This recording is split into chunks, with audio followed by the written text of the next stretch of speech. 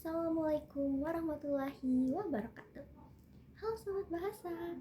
Pada hari ini aku ingin menjelaskan materi mengenai grafem. Ini apa itu grafem? Nah, grafem adalah satuan terkecil dalam sistem tulisan yang berfungsi untuk melambangkan bunyi bahasa, yaitu fonem. Dalam kajian fonologi, grafem berperan sebagai bentuk visual bunyi bahasa, sehingga bahasa lisan dapat dituliskan dan dapat dipahami secara tertulis.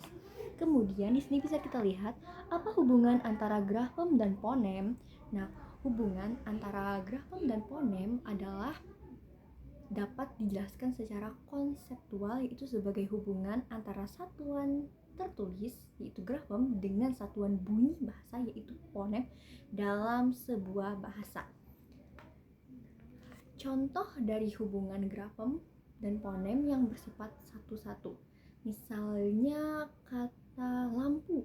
Nah, lampu itu terdiri atas 5 huruf, yakni L, A, M, P, U. Yang pada setiap huruf itu adalah grafemnya, yaitu L, A, M, P, U, sekaligus melambangkan fonem yang berbeda, L, A, M, P, U.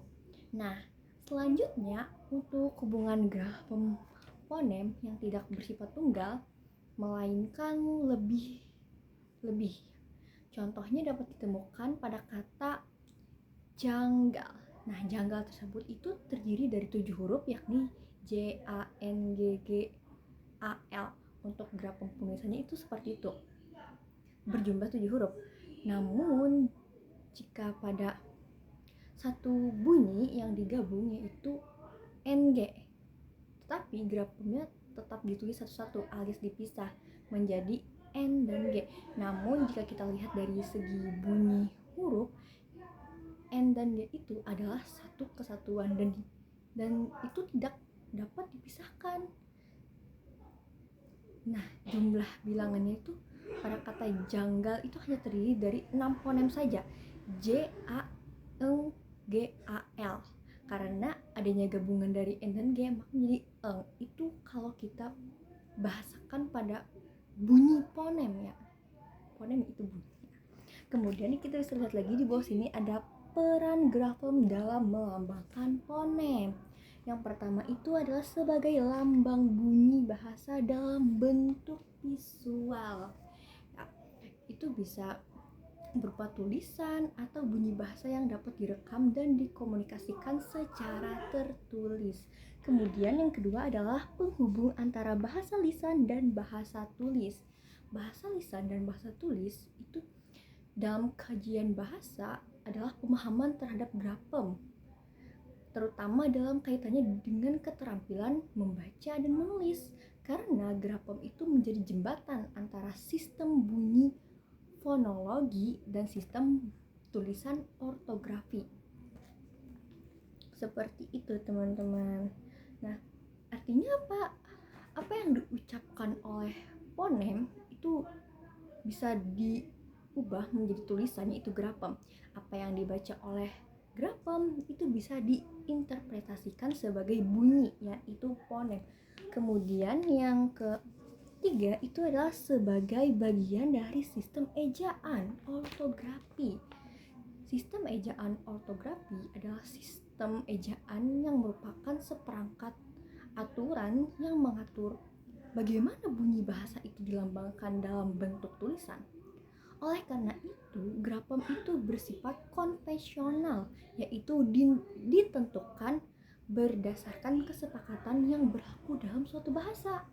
Nah, hal inilah yang menyebabkan sistem grafem dalam satu bahasa dapat berbeda dengan bahasa lainnya. Seperti itu teman-teman.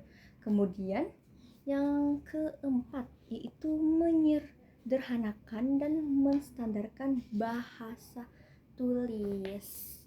Lanjut yang kelima yaitu menjaga kejelasan dan ketepatan makna. Nah, grafem di sini berperan penting dalam membedakan makna kata secara visual. Kemudian yang 6 yaitu mewakili struktur bahasa secara tidak langsung. Dalam bahasa lisan, bunyi bisa berubah karena pengaruh lingkungan bunyi dan karena terjadinya pelasapan atau perubahan bunyi. Namun, dalam tulisan, bentuk kata tetap diperhatikan agar struktur dan asal katanya itu jelas. Kemudian yang terakhir yaitu adalah bahasa untuk didokumentasikan dan dikembangkan. Seperti apa contohnya? Nah, bahasa untuk didokumentasikan ini adalah bisa dibuat seperti buku cetak. Di buku cetak yang mana kita bisa belajar dari situ dan dapat dikembangkan juga. Nah, mungkin untuk penjelasan grafem dari saya cukup sampai di sini. Terima kasih. Saya ucapkan Assalamualaikum warahmatullahi wabarakatuh.